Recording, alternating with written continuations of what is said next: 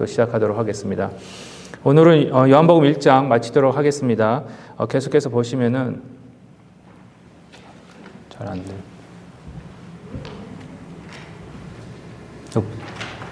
예. 그 23절에 보시면은 이제 세례 요한이 이제 누구냐라는 바리새인과 다른 지도자들의 이야기를 지도자들이 보낸 사람들에 의해서 이런 질문을 받았을 때에 이런 말을 합니다. 이르되 나는 선지자 이사야의 말과 같이 주의 길을 곱게 하라고 광야에서 외치는 자의 소리로라 하니라 했을 때 사도 요한의 세례 요한의 기능이 뭐냐 하면은 그거 생각하시면 됩니다. 여러분 운전하시다가 그 앰뷸런스나 아니면은 그 소방차가 쫙 가면 뭐부터 들리십니까? 사이렌 소리. 그 소리예요. 그 세례 요한의 기능이 그 사이렌 소리라고 들으시면 됩니다. 그러니까 막 하면은 여러분들 만약에 앰뷸런스가 왔을 때 그 사이렌 소리가 들리면은 어떻게 하십니까, 여러분? 비켜드리잖아요. 그래서 그 가는 길을 이렇게 만들어 주듯이 세례 요한의 역할이 바로 이거였습니다. 그래서 사일렌 같이 나는 강야에 외치는 자의 소리다 했을 때 이 소리라는 게 사일렌 소리예요. 앞으로 중요한 그 긴급한 앰뷸런스나 소방차 같은 그러한 사람을 구하는 앰뷸런스나 소방차는 다 사람을 구하는 거잖아요. 그렇죠? 빨리 가서 구할 수 있도록 길을 만들어 주는 게 사일렌 소리입니다.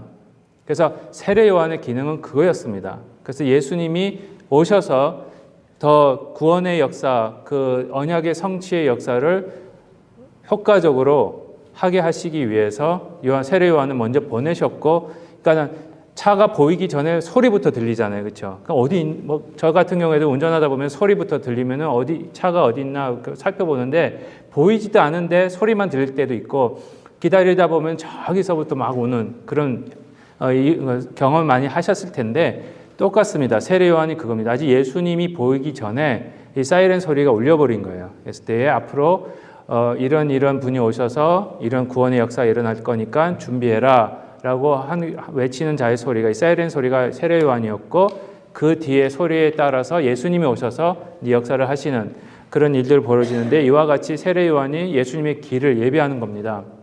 그러니까 앞으로 구원이 있을 거고, 앞으로 회개의 역사가 있을 거고, 성령의 역사가 있을 것이다. 그렇기 때문에 준비해라. 그 내용입니다. 근데 이 내용이 이사야서 40장 3절의 말씀을 인용을 하고 계시는 겁니다.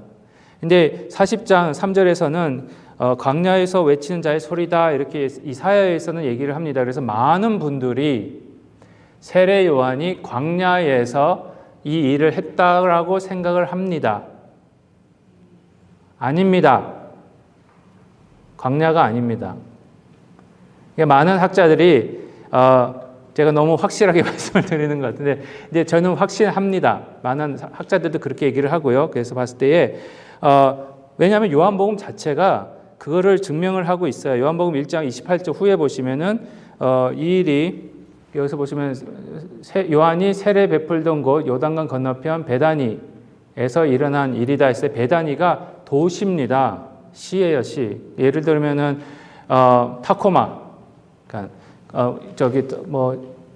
그 모세스 레이크 가다가 그 사막에서 외친 게 아니고요. 타코마 시리 안에서 외친 겁니다. 이렇게 생각하시면 됩니다. 그리고 요한복음 3장에서도 보시면 요한은 살렘 가까운 에논에서, 그렇죠?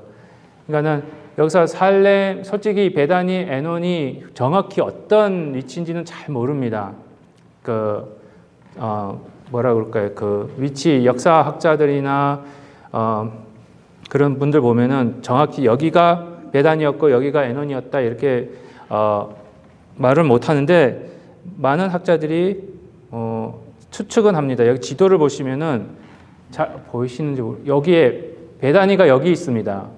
예루살렘이 여기고요. 그러니까 처음 1장 28절에서 보셨을 때에 베다니에서 세례를 베풀었다 그랬을 때 어디서 베풀었냐면은 여기서 베푼 겁니다. 여기 베다니 보이시죠? 이게 요단강이고요. 여기가 갈릴리 호수고요. 요단강이 쭉 내려오다가 여기가 사해입니다. 예루살렘이 여기 있고요. 여기 예루살렘 건너편, 여기 보시면 여기 색깔이 어떻습니까, 여러분? 진하죠? 녹색으로. 그렇다면 이게 사막이겠습니까? 아니겠습니까? 사막은 아니에요. 광야는 아니에요. 그리고 바로 강 옆에 있는 도시입니다.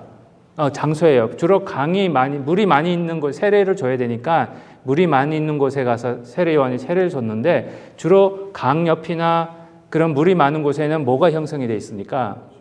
도시. 그러니까 세례요한이 도시에서, 시에서 한 겁니다.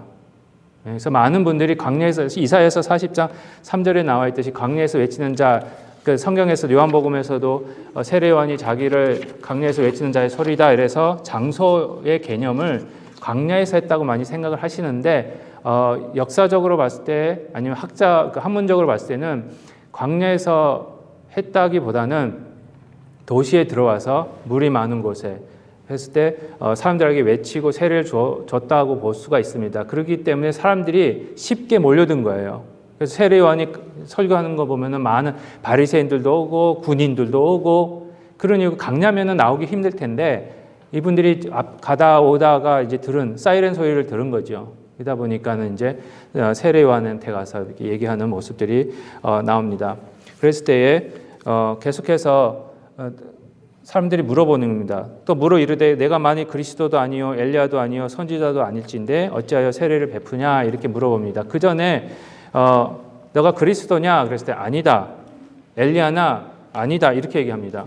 그랬을 때 왜 그러면 너가 그리스도도 아니고 엘리야도 아닌데 왜 세례를 베푸냐 했을 때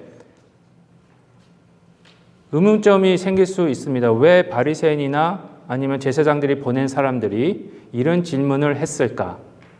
아무나 세례 베풀 수 있지 않나? 왜 굳이 그리스도나 엘리야가 와야 꼭 세례를 베풀 수 있나? 그렇게 생각할 수 있는데 이때 당시에 바리새인들이나 제사장들이 가지고 있던 신학적인 이해를 보시면은요, 이 질문을 할 수밖에 없다라는 것이 저희들에게 이해로 다가옵니다. 예. 그러니까 이때 당시에요, 세례를 베푸는 거는 여기 에스겔서, 제가 여기 나와 있는 에스겔서 보시면은 36장에 보시면은 이런 말씀이 있습니다. 맑은 물을 너희에게 뿌려서 너희를 정결하게 하되 곧 너희 모든 더러운 곳에서와 모든 우상 숭배에서 너를 정결하게 하고 또 새 영을 너희 속에 두고 새 마음을 너희에게 주되 너희 육신에서 굳은 마음을 제거하고 부드러운 마음을 줄 것이며, 그랬을 때에 이 에스겔서 36장 사역이 누가 하시는 사역이냐면은 그리스도가 하는 사역으로 나타나고 있습니다. 에스겔서는.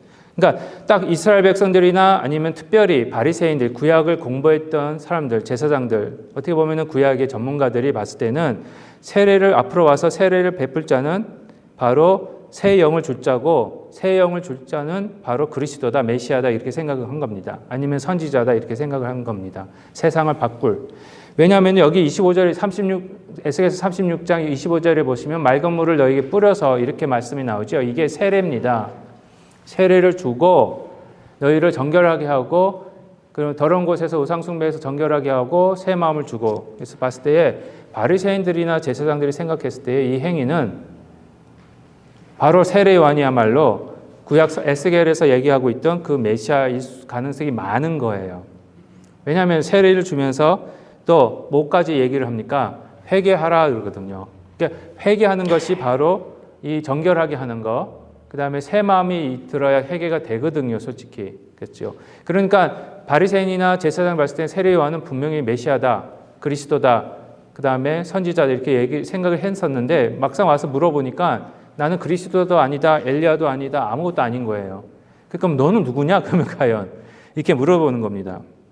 그래서 세례 요한이 그런 대답 물어봤을 때 자기는 누구냐고 말해준 게 바로 이겁니다. 26절에서 보시면은요, 26절과 27절을 보시면 요한이 대답하여 나는 물로 세례를 베풀거니와 너희 가운데 너희가 알지 못하는 한 사람이 섰으니 곧 내 뒤에 오시는 그이라 나는 그의 신발끈을 풀기도 감당하지 못하겠노라 하더라라고 말씀하시면서, 정말 에스겔서 아까 여기서 보여드린 에스겔서에서 이 36장 25절과 26절을 하실 분이 세례 요한 뒤에 오실 건데, 이분이야말로 정말 너희들에게 성령으로 세례를 주실 분이고, 그 다음에 그분은 내가 감당하지 못한, 감히 그 신발 자체도 건드릴 수 없을 정도로 그런 위대한 분이라고 소개를 하는 겁니다. 그랬을 때 여기서는 요한복음에서는 물로 세례를 베풀 분이 너희 가운데 너희가 알지 못한 한 사람이 섰다 이렇게 말하면서 진짜 물로 성령을 베풀 분을 물로 세례를 베풀 분에 대해 소개를 합니다.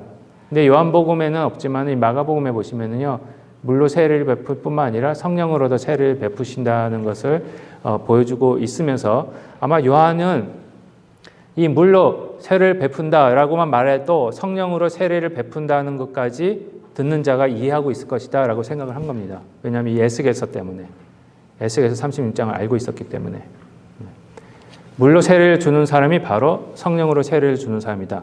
성령으로 세례를 주는 자는 새 영을 주는 자다. 이렇게 다 연결이 돼 있었는데 세례 요한은 사일렌인 거예요. 사일렌. 그냥 물로 세례를 줘도 앞으로 오실 진짜 물로 세례 줄 예수님에 대해 소개하고 있을 뿐이라는 겁니다.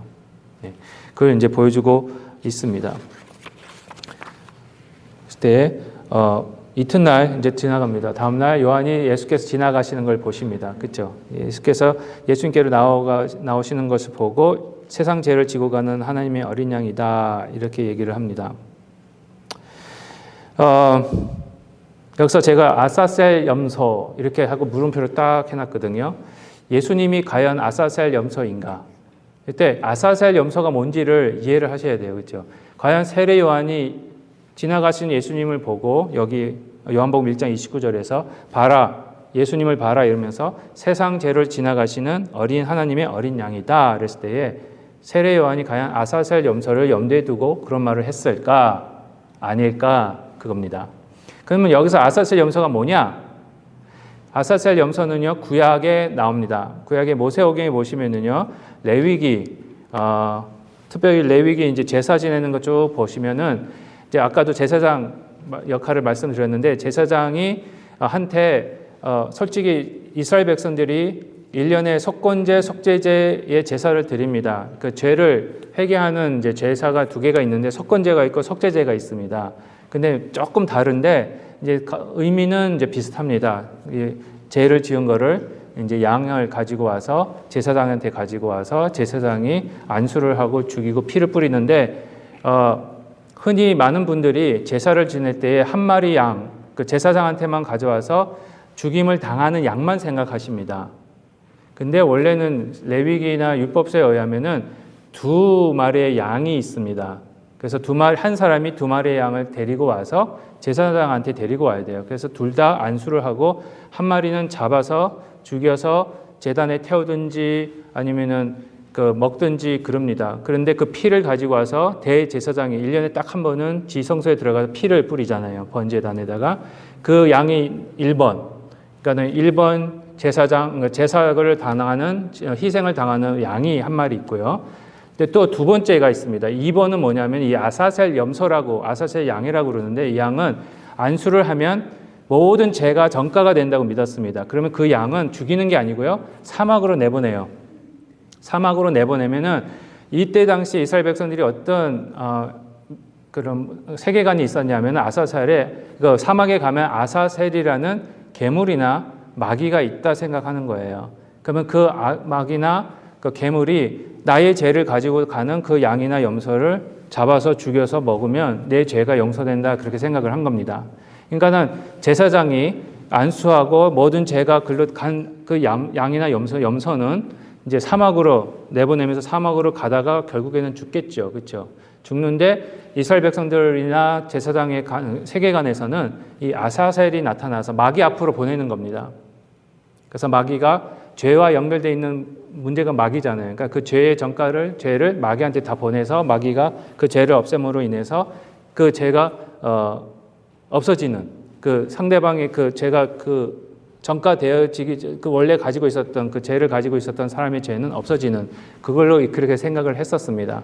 그러니까 예수님은 제가 보기에는 세례 요한이 1장 29절에서 말할 때 아사셀 염소가 맞습니다. 네.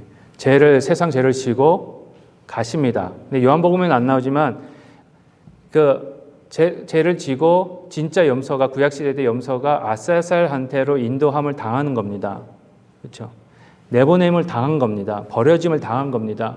그랬을 때 그 아사셀이라는 괴물, 아사셀이라는 귀신 앞에로 가게 만드는 것이 이 아사셀 염소인데 실제적으로 우리 예수님이요 모든 세상 죄를 지고 물론 이제 세례 요한한테 세례를 받기 전이시기 받고 전에 공생하시기 전이죠, 그렇죠? 이제 40일 금식 기도를 하십니다, 그렇죠? 하시고는 끝나자마자 어떤 일이 벌어집니까? 네, 마귀 앞에 서십니다.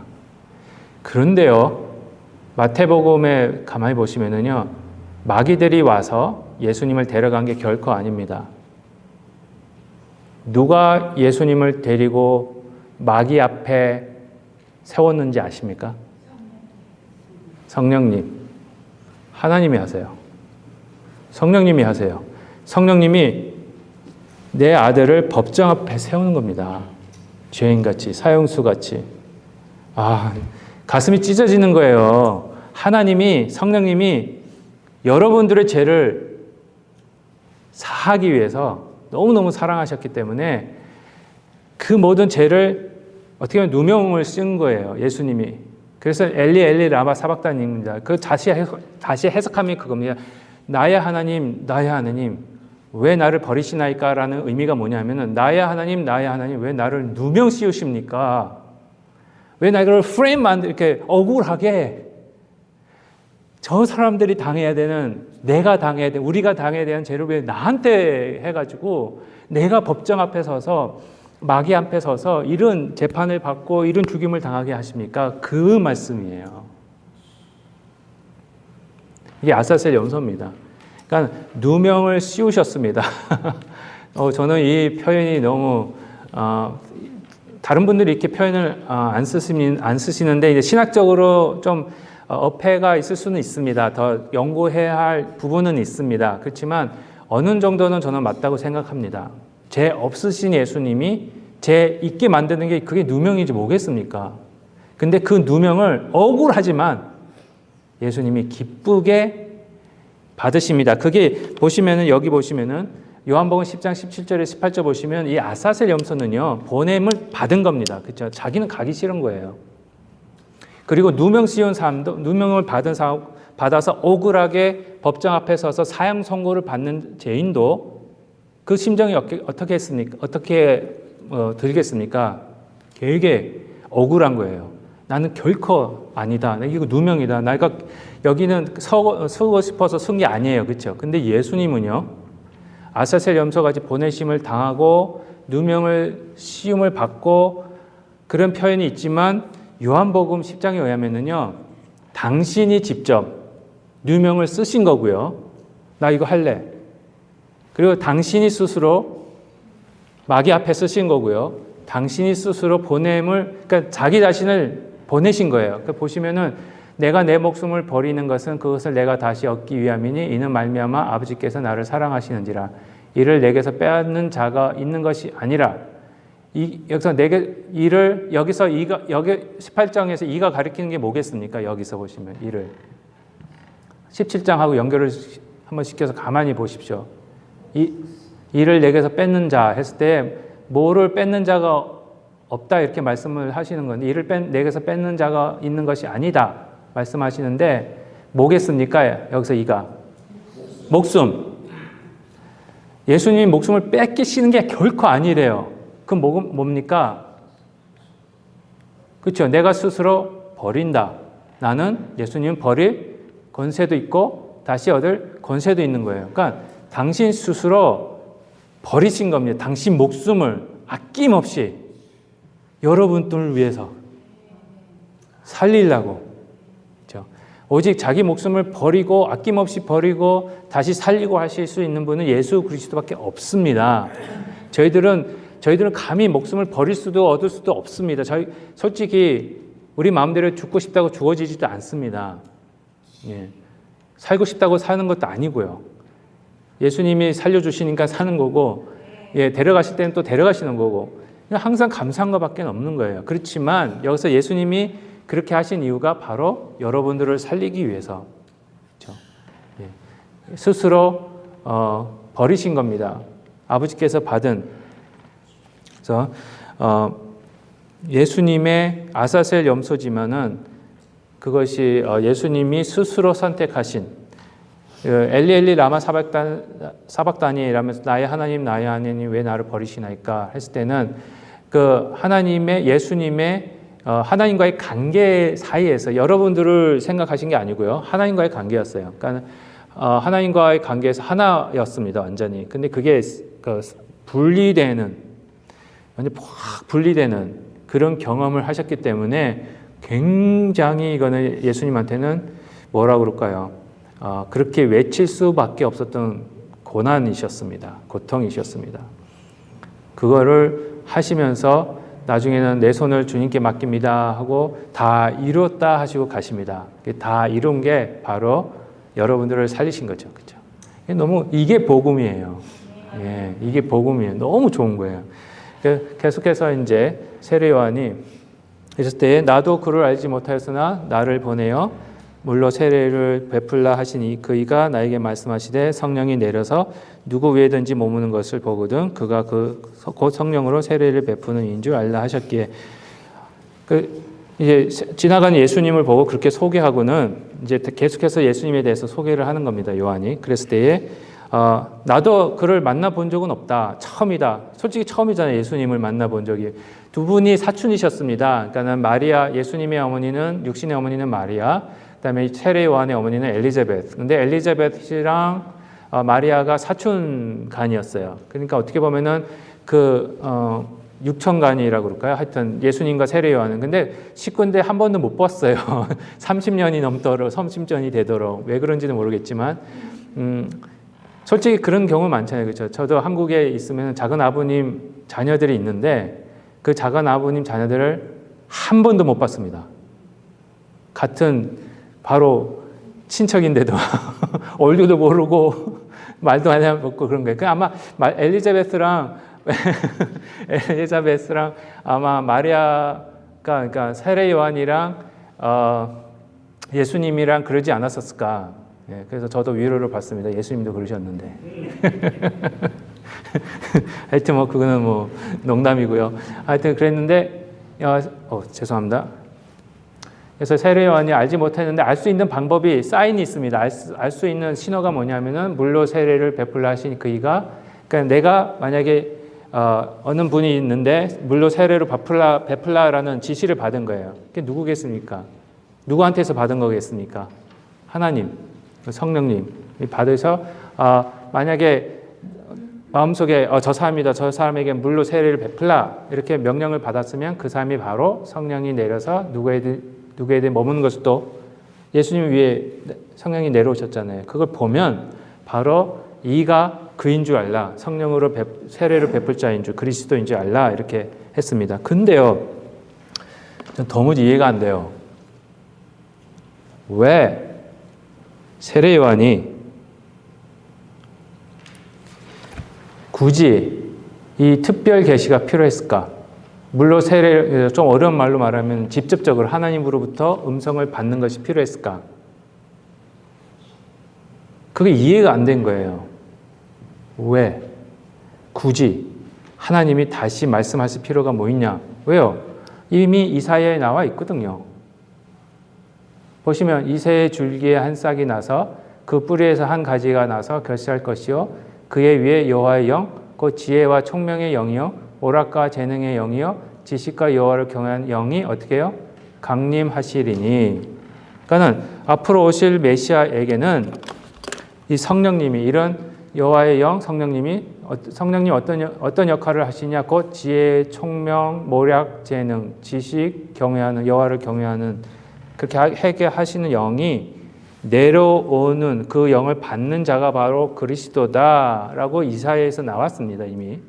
그러면 세례 요한이 이 말씀을 알고 있을 텐데 왜 굳이 내가 이사야에서 봤듯이 너희들도 알듯이 그 영이 임하시는 분이 곧 성령으로 세례를 베풀 자다, 예수님이다, 그리스도다라고 깨달아야 된다라고 말씀을 안 하시고 왜 굳이 그이가 나에게 말씀하시되 마치 하나님으로부터 직접 음성을 들은 것 같이 지시를 받은 것 같이 그렇게 말씀을 하실까?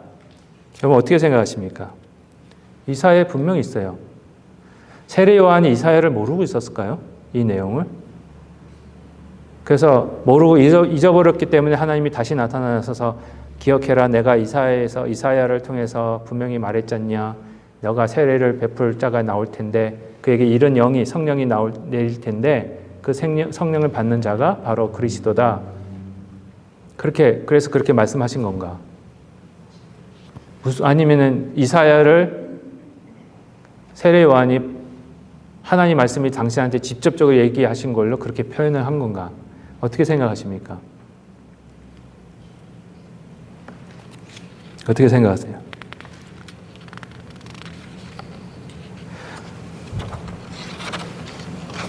저는 이렇게 생각합니다. 두 가지 가능성이 있다고 봅니다. 저는. 첫 번째는요, 세례 요한이 이사야를 하나님의 직접적인 음성으로 해석을 한 겁니다. 그래서 이사야를 읽었는데 그 전까지는 몰랐다가 이해가 확 된 거예요. 그래가지고 하나님이 이사야를 통해서 말씀하셨는데 그 말씀이 나한테 왔다라는 의미로 그렇게 말씀하신 거고요. 두 번째는 하나님의 지금도 그렇습니다. 이사야를 읽고 있는 저희들에게도 성령의 감동 없이는 그 말씀이 올바로 이해되어질 수 없다는 것. 또 제가 보기에는 세례 요한도 구약의 말씀을 올바로 이해하지 못한 부분들이 몇 군데가 있습니다.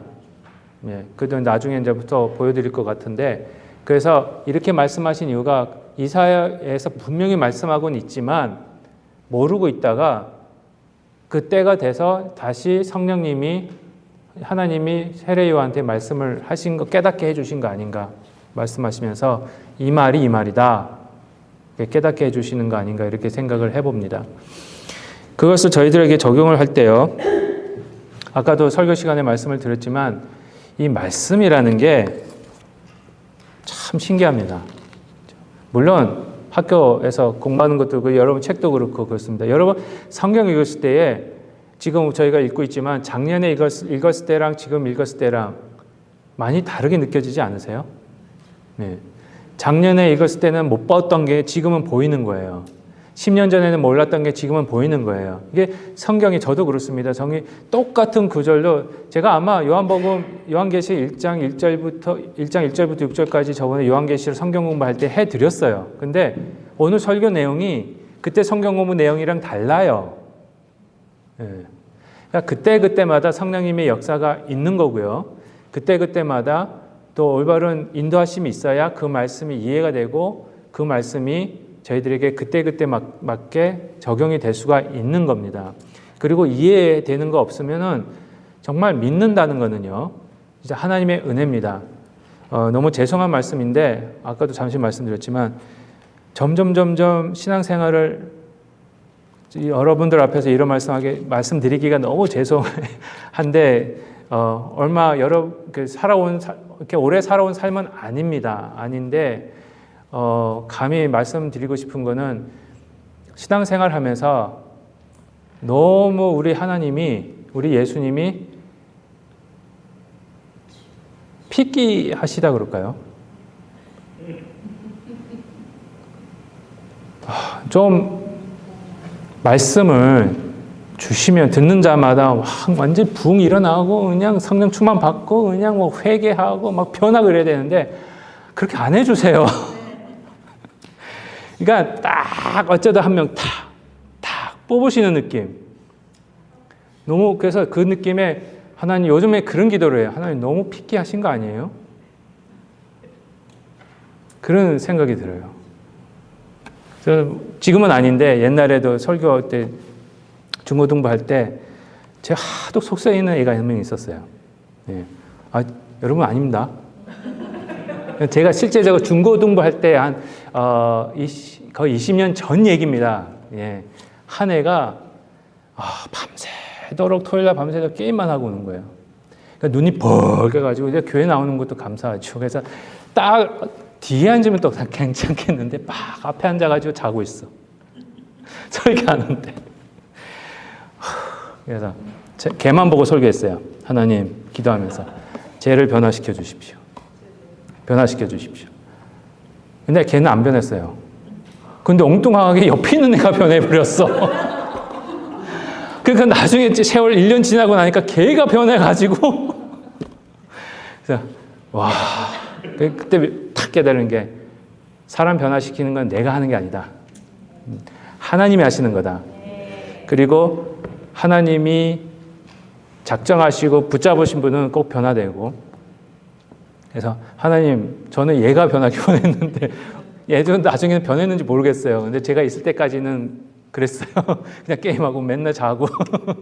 근데 옆에 있는 애가 갑자기 1년 후에 막 변해가지고 애가 그냥 희한하더라고요. 그게 하나님 하시는 일이더라고요. 그래서 요즘 점점 세월이 흘러가니까 하나님 너무 피키하게 그러지 마세요. 제가 지금 기도. 웬만하면 좀 이렇게 하나님 넓으시잖아요. 사랑이 많으시잖아요. 은혜가 풍부하시잖아요. 우리 세안역교회 이 30명 정도 되는 이분들한테는 제발 다 포함해서 예. 다른 교회는 전 모르겠습니다.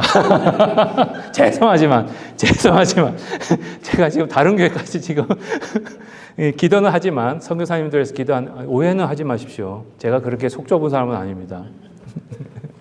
근데 우리 세안학 교회만큼은 하나님 제발 픽기하지 마시고 넉넉하게 채워주십시오 하고 기도를 하는데, 이게 참 그게 은혜인 거예요, 여러분. 여기 와 계신다는 것이 은혜고요.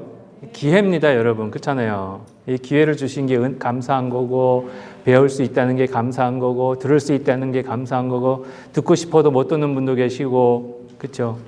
그래서 가야 되잖아요. 저분들은 저번 주에 정태희 목사님 오셨을 때 그 한 나라의 1%가 안 되면 자생할 능력이 안 되는 거예요. 그러니까 계속 선교사님들이 가주셔야 돼요. 그분들은 듣고 싶어도 너무너무 답답해하는 거예요.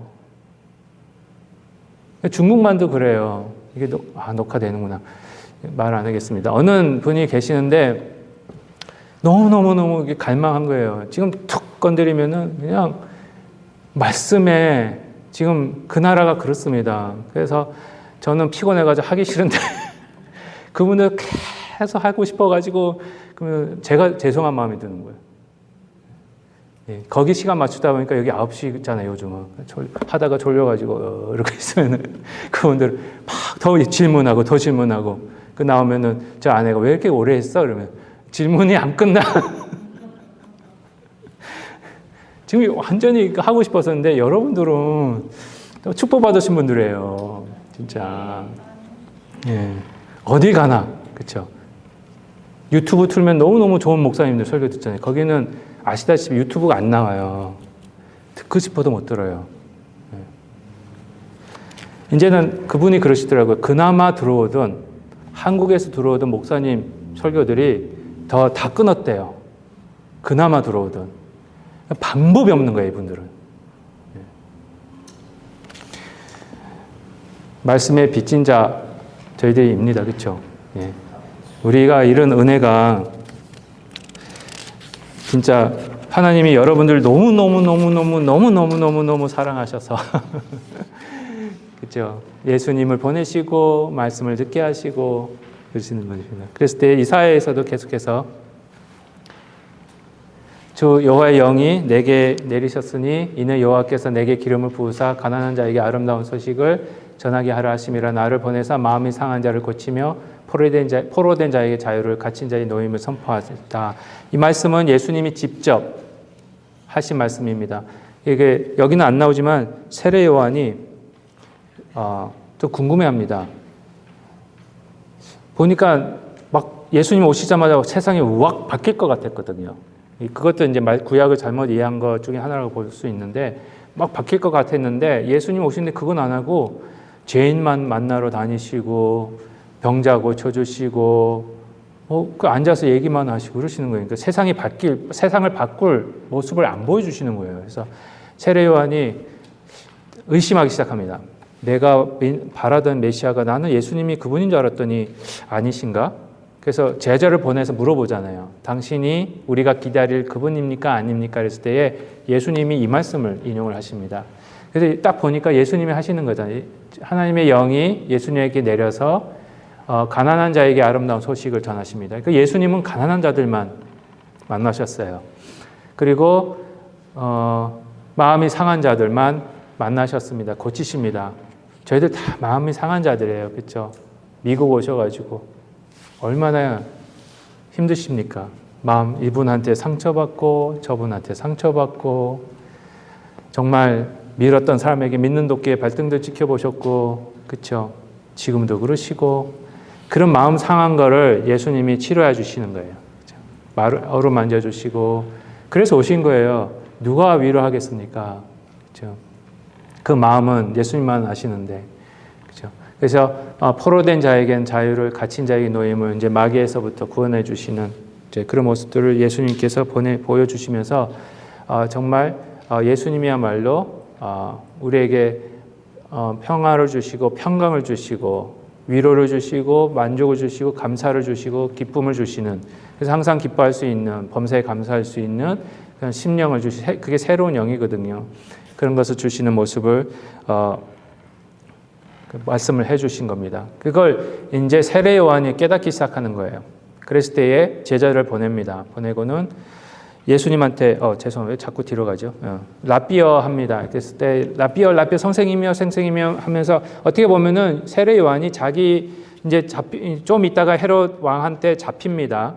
왜냐하면 헤로디아 딸 자기 형수님을 취해요. 헤롯이 자기 형수님을 취하고 그 다음에 그 형수님을 취한 것 때문에 세례 요한이 자꾸 지적을 하니까 듣기 싫잖아요. 자기가 잘못한 거 얘기하면 누가 그거 좋겠다 그러겠습니까? 그러니까 감옥에 가둬버려요. 그랬을 때에 그걸 알고는 미리 자기의 제자들을 문화에 있던 제자들을 예수님한테 보냅니다. 트랜스퍼 편입을 시켜줘요. 예수님한테. 그러니까 세례 요한 제자들이 자기 편입 원서를 들고는 예수님한테 가는 겁니다. 그랬을 때 선생님 이러니까 예수님께서 딱 보시고는 왜 나를 선생님이라고 그러느냐 그러면서 하시고 무엇을 구하느냐 이렇게 물어보시는 거예요. 무엇을 구하느냐? 왜 나한테 왔냐 이거예요. 그랬을 때에 라비어 어디 계시오니까 이렇게 얘기를 합니다. 여기도 이상합니다. 그렇죠? 예수님께서 무엇을 구하느냐? 그런데 이 제자들은 뭐라고 대답을 합니까? 예수님을 여러분이 입학 원서를 가지고 가셨어요. 예수님 그랬을 때 예수님이 뭘 원합니까? 뭘 들어주기를 원합니까? 그러면 여러분 뭐라고 하시겠습니까? 예? 입학시켜 주십시오. 예, 그렇죠. 근데 여기서는 뭐라고 대답을 합니까? 어디 계시오니까. 제가 여러분들 뭘 원하십니까? 그랬을 때 저보고 목사님 주소를 가르쳐 주십시오. 그러면은 그 무슨 의미, 저가 어떻게 받아들여야 될지 모르겠습니다. 그런 의미예요. 그렇죠? 예수님이 넌 뭘 원하십니까? 그랬을 때 예수님 주소를 가르쳐 주십시오. 그겁니다. 어떻게 보면 이해가 돼요. 그렇죠? 왜냐하면 그때 당시에는요, 장소에서 가르쳤습니다. 학교. 그러니까 저희들이 글로 가겠습니다. 그거예요. 그러니까 어느 장소에서 주로 이제 세례 요한은 이 베다니 지역, 에론 지역 그런 데서 모였잖아요. 그러니까 거기서 이제 제자들이 같이 생활을 했던 겁니다. 그러니까 저희가 예수님의 제자가 되고 싶으니까 예수님의 문화생이 되고 싶으니까 예수님이 거하시는 그런 학교와 어딘지 가르쳐 주시면 글로 저가 가겠습니다. 그겁니다. 근데 예수님은 그런 곳이 없으셨습니다. 그냥 방랑하면서. 근데 계속 말씀하시는 게 예수께서 이리 와서 보라. 그러므로 그들이 가서 계신 데를 보고 그날 함께 거하니 때가 10시쯤 되니라. 그때 예수님은 주소를 안 가르쳐 주시고요. 그냥 무조건 어떻게 해요? 와서 보라. 와서 보라. 그 말씀하십니다. 근데 앞으로 그 말이요. 계속 일어납니다. 보시면 안드레 제자를 부르실 때 안드레가 먼저 옵니다. 그래서 그가 먼저 자기 형제 시몬을 찾아서 말하되 우리가 만났다 합니다. 그랬을 때 베드로가 예수님이 베드로를 보시고 이름을 주시고요. 빌립도 예수님이 만나시고 그리고 따르라고 하시고 빌립이 나다나엘을 또 찾고 그리고 또 선지자가 기록한 그 일을 우리가 만났다 이렇게 계속 얘기를 합니다. 그랬을 때 나다나엘이 나사렛에서 무슨 선한 것이 나겠느냐 그랬을 때에 와서 보라 이런 말을 합니다. 와서 보셔야 됩니다. 여기서 가만히 보시면은요, 찾습니다. 찾으면 만나고요, 만나면 보게 되고요, 또 만나고 찾게 되는 이게 찾고 만나고 만나면 이제 보게 되는 그런. 그런 구조입니다. 그러니까 찾는 자에게 열리고 두드리는 자에게 열리고 찾는 자에게 찾아지고 그렇죠. 그 구하는 자에게 주시고 찾는 자에게 찾는 것이 찾게 되어지고 두드리는 자에게 열리는 그런 모습이 여기서 나타나고 있습니다. 신앙은요 지식이 아닙니다. 믿음은요 지식이 아닙니다. 믿음은 살아서 움직이는 겁니다. 말씀이 움직이듯이. 그렇죠? 그러니까 저에게 배우는 기회가 주어지고 배우는 행복이 주어졌으면은 이제 그걸 계속 찾으셔야 됩니다. 찾는 모습이 필요하세요. 그거는 저희가 기독교 안에서 제 오해가 특별히 개혁주의, 뭐 칼빈주의 이랬을 때 오해가 있을 수 있는데 뭐 흔히 저희들이 슈퍼 칼빈주의라고 그럽니다. 한 번 믿으면 아무것도 안 해도 된다 이렇게 생각하시는 분이 계세요. 그는 슈퍼 칼빈주의 이건 잘못된 겁니다. 은혜는요, 믿음은요, 저 진짜 개혁주의는 뭐냐면은 믿는 자는 살아서 움직이게 돼 있다는 겁니다. 예. 믿는 자는요, 저희가 행위로 구원받는 게 절대 아닙니다. 솔직히 믿기 전에는 행위가 있을 수가 없습니다. 이건 이론적으로, 상식적으로요, 그 다음에 논리적으로 이렇게 완성이 될 수 있는 의견이 아니에요. 믿기 전에는 어떻게 저희들은 뭐 어떤 자들입니까? 믿음이 없으면 뭐가 없습니까? 처음부터 다시 하게끔 만들지 마십시오. 믿음이 없으면 뭐가 없습니까? 흔히 여러분 왜 솔직히 예수님 왜 믿으세요? 그렇죠, 영생. 왜 예수님 왜 믿으세요? 예? 피공론, 그렇죠. 피공론을 예수님 믿는데 믿는 이유가 있을 거 아니에요. 구원이 필요하면 왜 영생이 필요하고 왜 구원이 필요하고 왜 예수님의 피가 필요합니까? 구원이 필요하다는 말은 우리가 지금 어떻게 돼 있다는 구원받기 전에는 죄인이라는 소리는 또 다른 말로 무슨 말입니까? 여러분 구원을 문자 그대로 한번 해석해 보세요. 구원이 뭡니까? 다시 사는 거예요. 그렇다면 구원받기 전에는 저희들이 뭐라고요? 죽은 자이기 때문에. 죽은 자가 움직일 수 있습니까?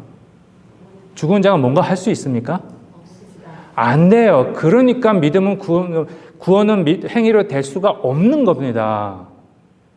죽은 상태이기 때문에 숨도 못 쉬는데 심장이 안 움직이는데 뭘 하겠습니까?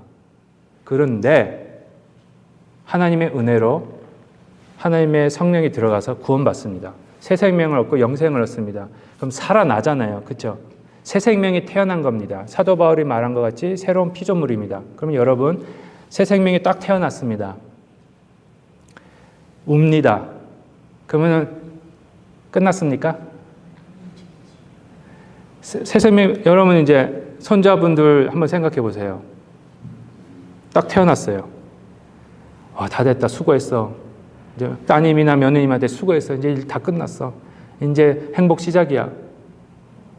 그렇게 말씀하신 분. 어르신들이 뭐라고 그러십니까? 애가 뱃속에 있을 때 하고 나왔을 때 하고. 왜요?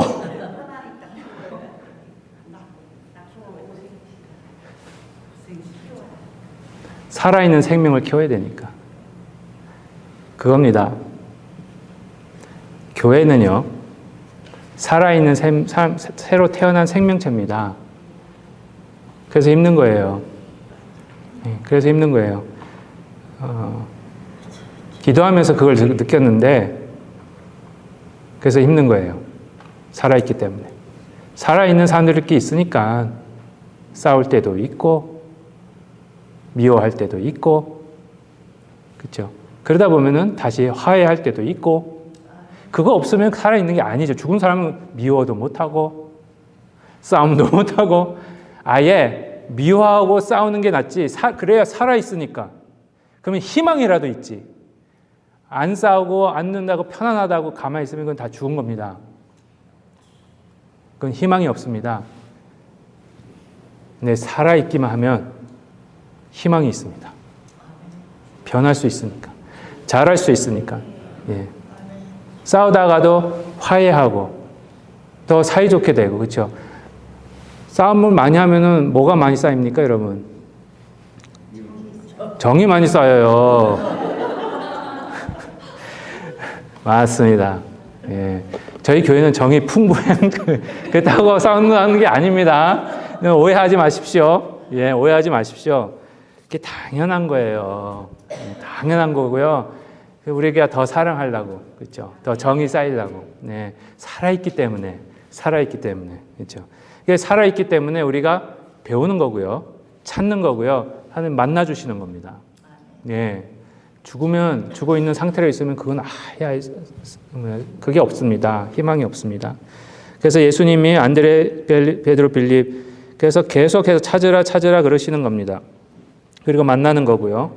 그래서 계속해서 좀 빨리 나가겠습니다. 또 안 되네. 한동안 안 돼.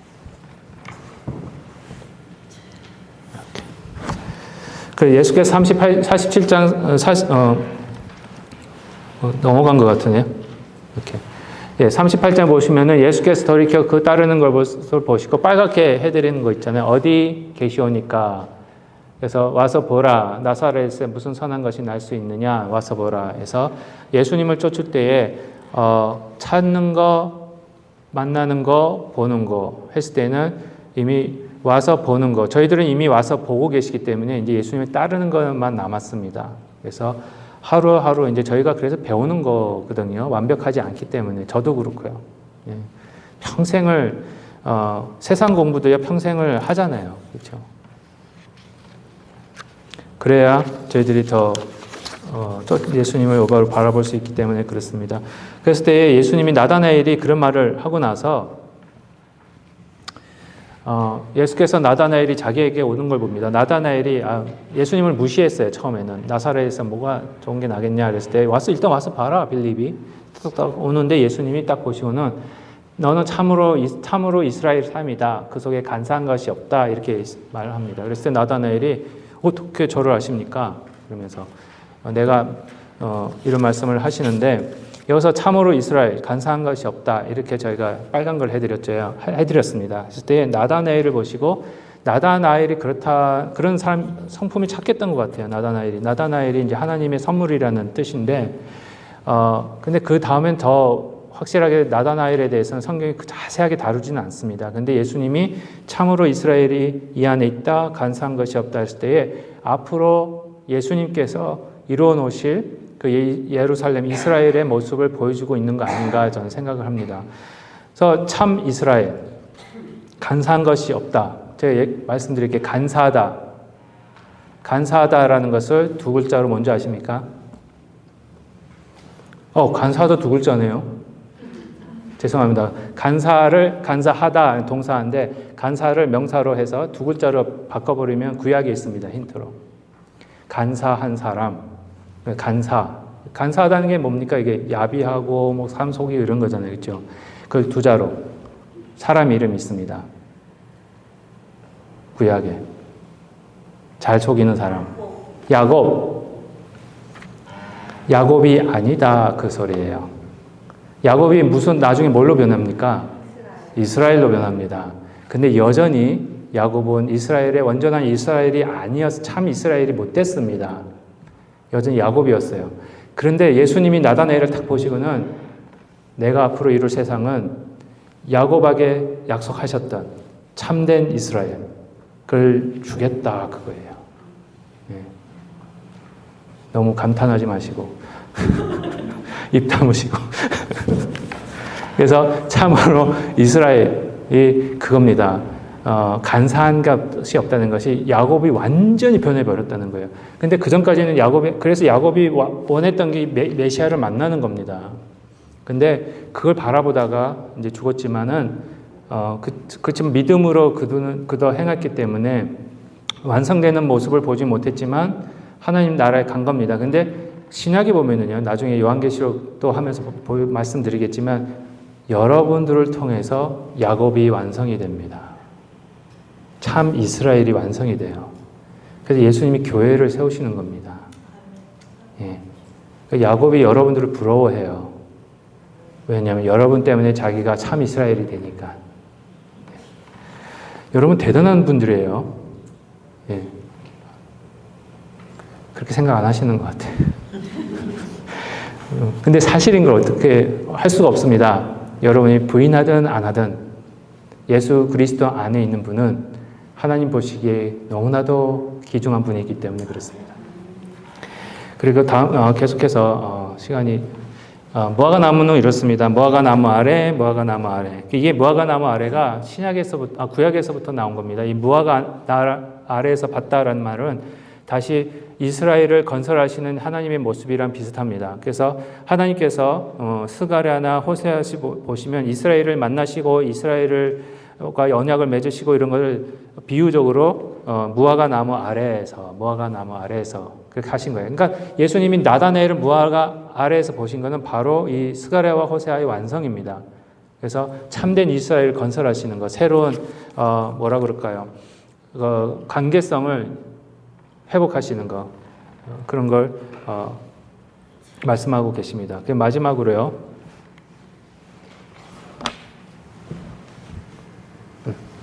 보시면 예수께서 대답하고 이르실 때 무화과 나무 아래에서 보았다 하므로 이는 믿느냐 했을 때 진실로 진실로 너에게 이르노니 하늘이 열리고 하나님의 사자들이 인자 위에 오르락 내리락 하는 것을 보리라. 이것도 어느 사건입니까? 하나님의 사자들이 오르락 내리락 하는 거. 누가 봤습니까? 야곱이에요. 그러니까 계속해서 여기서는 야곱에 대한 야곱과 야곱이 예수님 하나님 만나는 사건에 대해서 계속 되새기게 하십니다. 그리고 보여주시는 게 예수님이야말로 그 일을 완성하실 분이고요. 그 야곱은 야곱 위에서 사닥다리가 있어서 그 사닥다리 위에서 하고 하나님이 위에 계신 걸 봤어요. 그 위에. 야곱 위에인지 사닥다리 위에인지 모르겠지만 그렇지만 여기서는 인자 위에 예수님 위에 그렇죠. 예수님 위에서 하나님의 사자들이 오르락 내리락. 그 오르락 내리락 한다는 것은 예수님이야말로 하나님과 우리를 연결하시는 분이라는 것을 보여주고 계십니다. 예수님만이 하나님께 나아갈 수 있는 방법이고요. 예수님만이 하나님의 자녀가 될 수 있는 방법입니다. 하늘나라 갈 수 있는 방법입니다. 그래서 오늘은 1장 여기까지 하도록 하겠습니다. 기도하고 마치겠습니다.